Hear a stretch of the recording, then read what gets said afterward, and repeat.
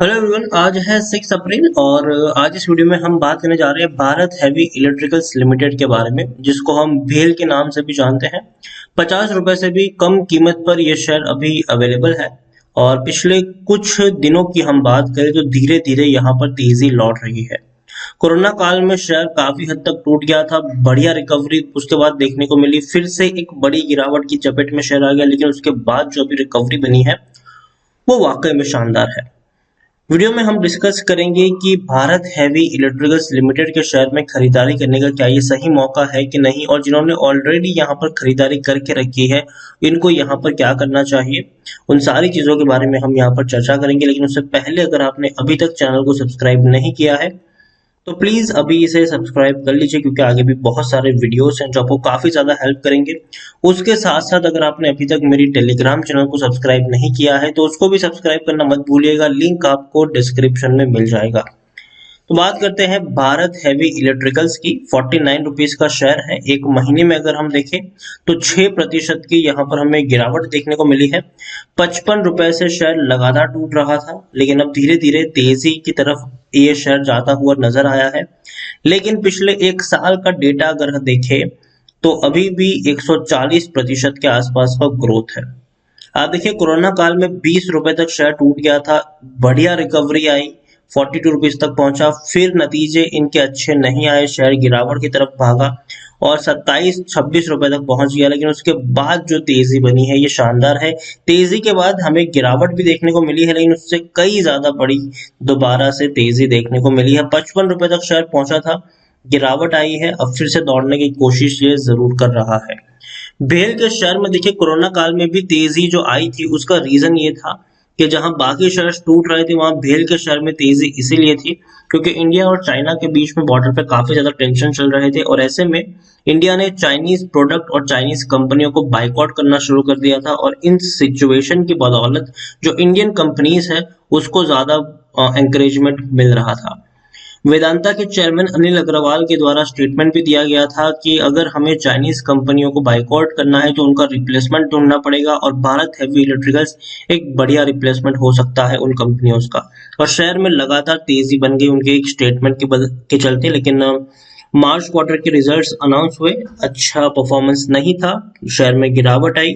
फिर results announce हुए जून quarter में, अच्छा परफॉर्मेंस नहीं था, नुकसान था, गिरावट आई। लेकिन अब धीरे धीरे शेयर एक बड़ी रैली की तरफ दौड़ रहा है, क्योंकि देखिए भेल की जो ऑर्डर बुक है वो बहुत ही लंबी है। और दूसरी बात यहाँ पर ये भी है कि कहीं ना कहीं प्राइवेटाइजेशन की चर्चा यहाँ पर हो रही है। हालांकि होगा कि नहीं ये कहना अभी के लिए बहुत मुश्किल है, लेकिन हाँ, उनकी एक चर्चा ने शेयर में जान फूकी है। उसके अलावा एक बड़ी लंबी ऑर्डर बुक है, आने वाले दिनों में भेल के पास कई सारे प्रोजेक्ट्स हैं, इवन इंडियन नेवी तक के प्रोजेक्ट्स इनको मिल चुके हैं। डिफेंस में कंपनी धीरे धीरे घुसने की कोशिश भी कर रही है। मिड कैप शेयर है ये, 17,323 करोड़ के आसपास का इसका मार्केट कैप है। एनएसई में देखें तो 3 करोड़ से भी ज्यादा का इसका वॉल्यूम ट्रेड है। काफी अच्छी क्वांटिटी में लोग खरीदारी बिकवाली कर रहे हैं। प्रमोटर के पास 63.17% की होल्डिंग है, 4.34% की होल्डिंग एफआईएस, 2.21% की होल्डिंग म्यूचुअल फंड और 10.91% की होल्डिंग इंश्योरेंस कंपनी यहाँ पर ओन करती है। सरकारी कंपनी है तो भैया प्रेसिडेंट ऑफ इंडिया सबसे छोटे प्रमोटर आपको देखने को मिल रहे हैं। एक भी शेयर गिरवी नहीं है, और हाईएस्ट पब्लिक शेयर होल्डर में एक और बड़ा नाम है, वो है एलआईसी। 10.07% की होल्डिंग एलआईसी ओन करती है, और इंडिविजुअल इन्वेस्टर होल्डिंग यहाँ पर आपको 15.84% के आसपास देखने को मिल रही है। 2019 में आखिरी बार डिविडेंड पे किया था, उसके बाद 2020 में डिविडेंड पे नहीं किया है। 2021 में डिविडेंड देंगे कि नहीं ये एक सवाल जरूर है। टेक्निकल रेटिंग अभी अच्छी नहीं है, न्यूट्रल है, गिरावट के संकेत नहीं है, ना ही तेजी के संकेत है। लंबे समय तक शेयर मतलब उनका मानना है कि आपको इसी जोन में ट्रेड करता हुआ देखने को मिल सकता है। कई सारे प्रोजेक्ट इनको मिले हैं, सोलर प्रोजेक्ट मिल रहे हैं, सोलर सेक्टर में एंट्री हो रही है। इसके अलावा भैया बड़े बड़े प्रोजेक्ट इनको मिल रहे हैं, 10,800 करोड़ तक के प्रोजेक्ट मिले हैं। इसके अलावा देखिए, इंडियन नेवी का फ्रंट लाइन शिप जो है उसमें रैपिड गन माउंट का प्रोजेक्ट इनको मिला है। तो भैया प्रोजेक्ट बहुत ज्यादा है, काम इनके पास अच्छा खासा है। According to Moneycontrol user 83% लोग खरीदने की सलाह दे रहे हो, 10% लोग बेचने की बात कर रहे, 7% लोग होल्ड करने की नसीहत भी आपको यहाँ पर दे रहे हैं। रेवेन्यू जैसे कि मैंने कहा कि नुकसान है यहाँ पर, प्रॉफिट पे अगर आप देखेंगे तो लॉस में आपको चल रहा है कंपनी, लेकिन अब धीरे धीरे वो लॉसेस कम हो रहे हैं। तो एक्सपेक्टेशन ये भी की जा रही है कि मार्च और जून के जब नतीजे आने वाले हैं उसमें शायद आपको बेहतर रिजल्ट्स देखने को मिल सकते हैं। और अगर एक बार एक अच्छे नतीजे इसने रिपोर्ट कर दिए तो याद रखिए शेयर में बड़ी तेजी की एक्सपेक्टेशन भी आप यहाँ पर करते नजर आ सकते हैं। ओवरऑल अगर मैं भेल के बारे में बात करूं तो डेफिनेटली मुझे ये शेयर लॉन्ग टर्म के लिए पसंद आता है। यहाँ पर मैं वर्ड यूज कर रहा हूँ लॉन्ग टर्म में, शॉर्ट टर्म की बात नहीं कर रहा हूँ। शॉर्ट टर्म में तो यही होगा कि 7 रुपए ऊपर चढ़ेगा, 5 रुपए ये शेयर नीचे आएगा, उस तरीके का ही खेल आपको देखने को मिलेगा। लेकिन लॉन्ग टर्म में डेफिनेटली आपको इसका जो ग्राफ है वो बिल्कुल इसी तरीके से ऊपर जाता हुआ देखने को मिलेगा। तेजी गिरावट, तेजी गिरावट, तेजी गिरावट, तेजी गिरावट ये बनी रहेगी यहाँ पर। लेकिन लॉन्ग टर्म में आपको इसी तरीके से ऊपर की तरफ भागता हुआ ये शेयर नजर आएगा। 50 रुपए का शेयर अभी भी मुझे उतना महंगा नहीं लग रहा है। लेकिन एक चीज बेल के शेयर के बारे में बताना चाहूंगा कि ये अगर थोड़ा ऊपर जाएगा तो थोड़ा बहुत उसका नीचे भी आपको ट्रेड करता हुआ देखने को मिल जाएगा। तो किसी एक प्राइस पर बहुत सारे शेयर्स खरीदने की गलती यहाँ पर मत कर लेना।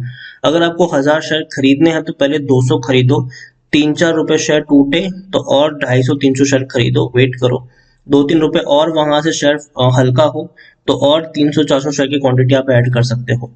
इस तरीके से ही आप यहाँ पर खरीदारी करने का मन बनाए। किसी एक लेवल पर एक बहुत बड़ी क्वांटिटी खरीदने की जरूरत नहीं है। मानता हूं कि शेयर अच्छा है, बढ़िया है, लेकिन ग्रो होने में काफी टाइम लगेगा इसको। कछुए की तरह ये शेयर आगे बढ़ेगा। अभी भी अगर हम देखें तो पिछले 3 साल में काफी हद तक टूटा है शेयर, 90 रुपए से टूटकर 20 रुपए तक पहुंचा था, लेकिन अब तेजी के साथ 50 रुपए के करीब ट्रेड कर रहा है। अच्छी खासी रिकवरी आई जरूर है, लेकिन फिर भी भेल शेयर एक ऐसा शेयर है जो लॉन्ग टर्म में परफॉर्मेंस दिखाएगा। और आने वाले दिनों में जैसे कि हम बातचीत कर भी रहे हैं कि इंडिया जो है वो मैन्युफैक्चरिंग के तौर पर काफी ज्यादा अग्रेसिव होने वाला है, और ऐसे में भारत हैवी इलेक्ट्रिकल्स के पास ऑलरेडी ऐसी फैसिलिटीज है जो मैन्युफैक्चर हब को बढ़ावा दे भी सकती है। और इनके कई सारे प्लान्स चल रहे हैं, प्रोजेक्ट्स चल रहे हैं, और कंपनी की जो वैल्यूएशन भी जो निकल कर आई है हाल फिलहाल में वो भी 45,000 से 50,000 करोड़ के आसपास की वैल्यूएशन है इनकी।